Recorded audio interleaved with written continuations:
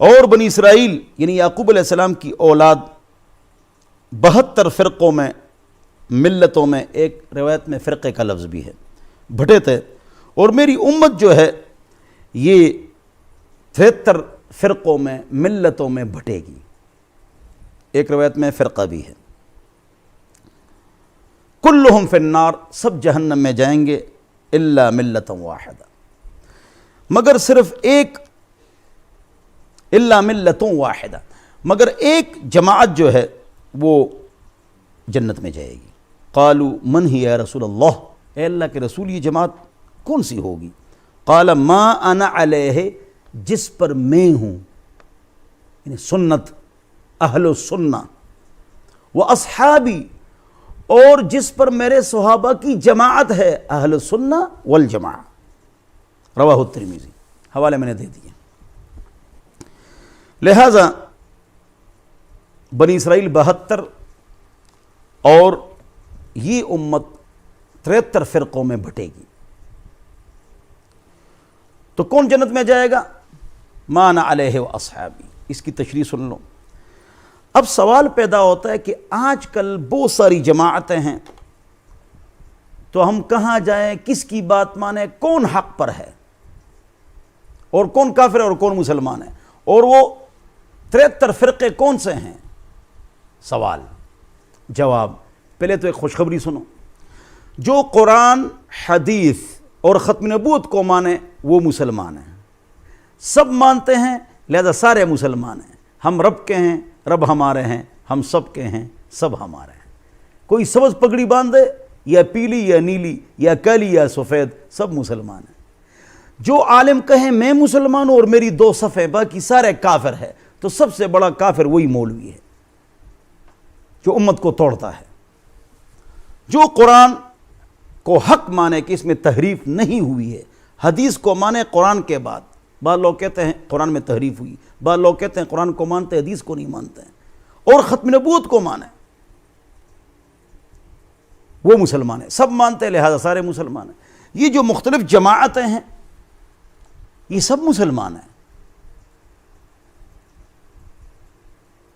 چاہے اہل حدیث ہے، چاہے دیوبندی ہے، چاہے جماعت اسلامی ہے، چاہے الہدیٰ والے بزرگ ہیں، چاہے ڈاکٹر اسرار احمد صاحب ہیں، چاہے ذاکر نائک صاحب ہیں، یہ سب قرآن حدیث، چاہے عاشق رسول ہیں، قرآن حدیث اور ختم نبوت کو مانتے ہیں نا، لہذا سارے مسلمان ہیں۔ امت کو جوڑنا ہے۔ تو وہ 72 فرقے کون سے ہیں؟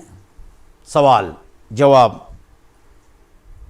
جو یہ کہتے ہیں کہ قرآن میں تحریف ہوئی ہے، گڑبڑ ہوا ہے، ان کے بہت سارے فرقے ہیں۔ جو یہ کہتے ہیں کہ قرآن کو تو مانتے حدیث کو نہیں مانتے ہیں، ان کے بھی 4 فرقے ہیں، اور ختم نبوت کو جو نہیں مانتے ہیں ان کے 8 فرقے ہیں، اور کچھ دفن ہو چکے ہیں اور کچھ آئیں گے۔ لیکن جتنے لوگ آئیں، جتنے لوگ جائیں، جتنے علماء جا چکے ہیں، جتنے آئیں گے، جو قرآن حدیث اور ختم نبوت کو مانے وہ مسلمان ہیں، سب مانتے، لہذا سارے مسلمان ہیں۔ خوش ہو جاؤ، یہ فرقے نہیں ہیں۔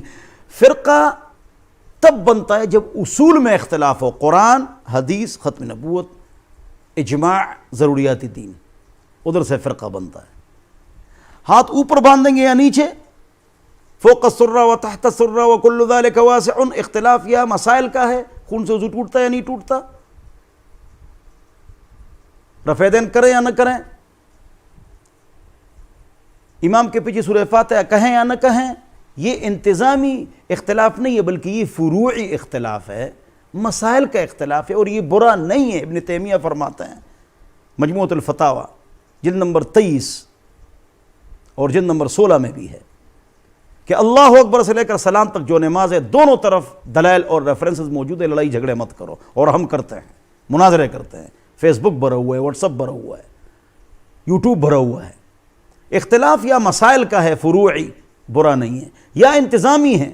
جماعت اسلامی کے بزرگ فرماتے ہیں اس طرح کام کرنا چاہیے، ڈاکٹر اسلام احمد صاحب فرماتے ہیں اس طرح کام کرنا چاہیے، الہدیٰ والے بزرگ فرماتے ہیں اس طرح کام کرنا چاہیے، سارے مسلمان ہیں، ہمارے بھائی ہیں، ہمارے دوست ہیں، ان میں غلطی ہوگی ہم بتائیں گے، ہم میں بھی غلطیاں ہیں۔ تو نمبر 2 انتظامی اختلاف، اور نمبر 3 پیٹ کا اختلاف ہے۔ یہ برا ہے پیٹ کا اختلاف، لیکن کفر و شرک کا اختلاف نہیں ہے۔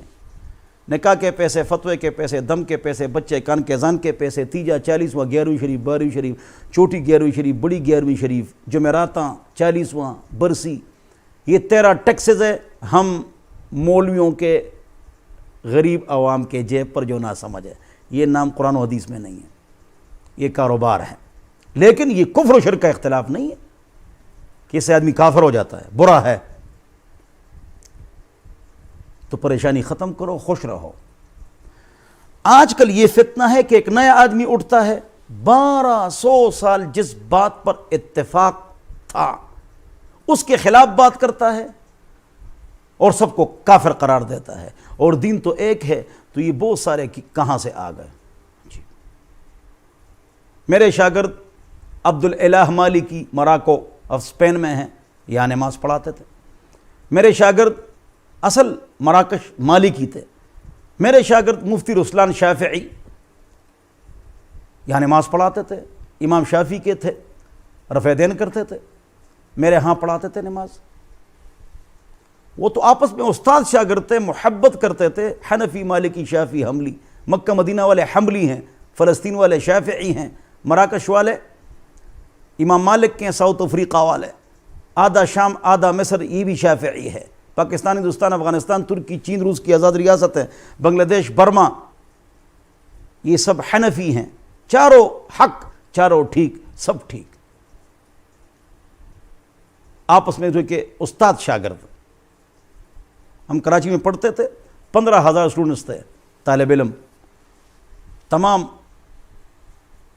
شافعی، مالکی، حنبلی سب پڑھتے تھے ماشاءاللہ۔ تو یہ بری بات نہیں ہے، یہ اختلاف برا نہیں ہے۔ علامہ ابن تیمیہ، ابن القیم اور شاہ ولی اللہ محدث دہلوی رحمۃ اللہ فرماتے ہیں کہ آؤ، اور ابن القیم وہ فرماتے ہیں اہل حق کون ہیں؟ تو میں نے تو اس پر بات کر لی، لیکن وہ فرماتے ہیں کہ اہل حق کی 4 نشانیاں ہیں جس پر کافر حملہ کرے۔ کس پر کیا؟ وہ کافروں پر حملہ کرے، کس نے کیا؟ وہ کافروں کے جیل میں ہو، کون ہیں؟ وہ ان سے شہید ہوں، کون ہیں؟ آپ سب جانتے ہیں کہ 4 مثالیں کس پر فٹ ہوتی ہیں۔ ابن القیم نے فرمایا کافروں کے تیر کہاں گرتے ہیں، وہی اہل حق ہے۔ آپ سمجھ گئے اشارہ۔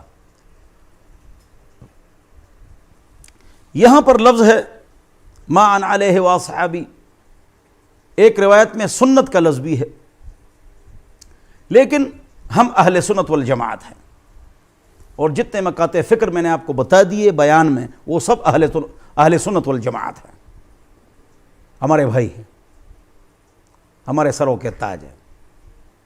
غلطی ہر انسان میں ہوتی ہے۔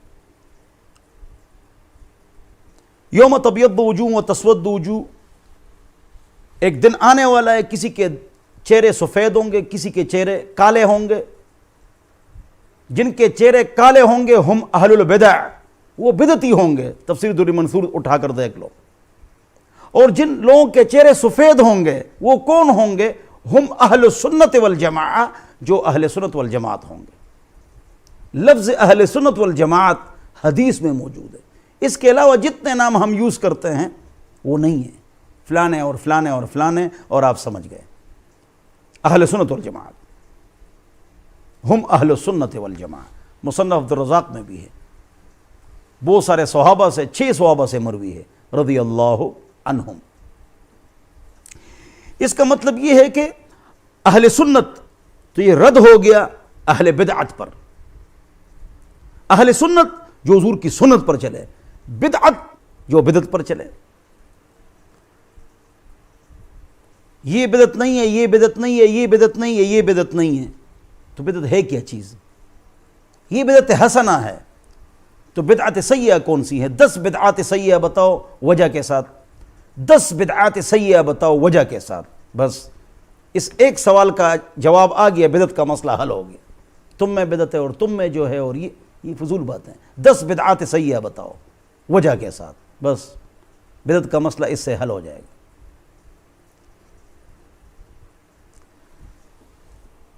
فلانی جگہ پر ایک مسجد ہے، وہ عیدین کے لیے اذان دیتے ہیں، عیدین کے لیے اذان اور اقامت نہیں، انہوں نے شروع کر دی تو انہیں پھر جماعت بنا لی نا۔ یہ نئی جماعتیں بنتی ہیں، ہم کہاں جائیں، کس کی مانیں، بہت لوگ ہیں، بہت جماعتیں ہیں۔ اس کا جواب تو ہو گیا، یار جو غلطی کرتا ہے اس کو بھی پکڑو نا۔ غلطی کون کرتا ہے؟ جماعت کو کون توڑتا ہے؟ انہوں نے عیدین کے لیے اذان شروع کر دی، جب انہوں نے عیدین کے لیے اذان اور اقامت شروع کر لی، تو نہیں ہے 1400 سال اس طرح نہیں ہوا ہے، انہوں نے شروع کر لی تو انہوں نے نئی جماعت بنا لی۔ تو جو بدعت شروع کرے گا نئی جماعت بنتی جائے گی۔ بدعت کو روک دو، سنت کو رواج دے دو، جماعتیں بند ہوگی۔ توحید میں نقصان آئے گا، لوگ شرک کی طرف جائیں گے تو نئے فرقے بنیں گے۔ سنت میں نقصان آئے گا، لوگ بدعت کی طرف جائیں گے تو نئی جماعتیں بنیں گی۔ میں نے ایک مثال دے دی، فلانی جگہ پر ایک مسجد ہے جنہوں نے عیدین کے لیے اذان اور اقامت شروع کر دی،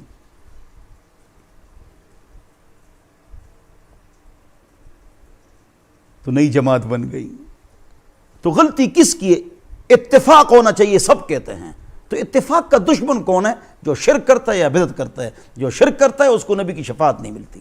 ان لکل نبی دعوۃ مستجابۃ فتعجل کل نبی دعوتہ وان اختبات دعوتی شفاعۃ لامتی یوم القیامہ من لا یشرک باللہ شیئا، رواہ البخاری او کما قال۔ شرک ہوگا نبی کی شفاعت نہیں ملے گی اور اس سے فرقے بنتے ہیں۔ بدعت ہوگا نبی علیہ السلام کے ہاتھ کا اسے کوثر نہیں ملے گا۔ بخاری شریف۔ 10 بدعات سیئہ بتاؤ وجہ کے ساتھ، بدعت کا مسئلہ حل ہو گیا۔ تم میں بدعت ہے اور ہم میں بدعت ہے اور اس میں جو بدعت ہے، یہ بات نہیں چلے گی۔ حضور نے فلانی چیز سے منع تو نہیں کیا ہے نا جی، اور اچھا کام ہے جی، اور میں تو گالیاں نہیں دے رہا ہوں جی، مغرب کی 4 رکعتیں پڑھو، حضور نے منع بھی نہیں کیا ہے، اور 1 رکعت بڑھ جائے گی، بڑا اچھا کام ہے جی، اور گالیاں بھی نہیں ہے یہ۔ تو دین میں اضافہ سے نئی جماعتیں بنتی ہیں، اور توحید میں نقصان سے شرک آتا ہے تو نئے فرقے بنتے ہیں۔ اللہ ہم سب کو اتفاق اور اتحاد عطا فرمائے۔ بہرحال تو اہل سنت وہی ہیں جو پاک نبی کی سنت پر چلتے ہیں اور بدعت سے دور بھاگتے ہیں، اور بدعت کیا ہے وہ میں نے آپ کو بتا دی۔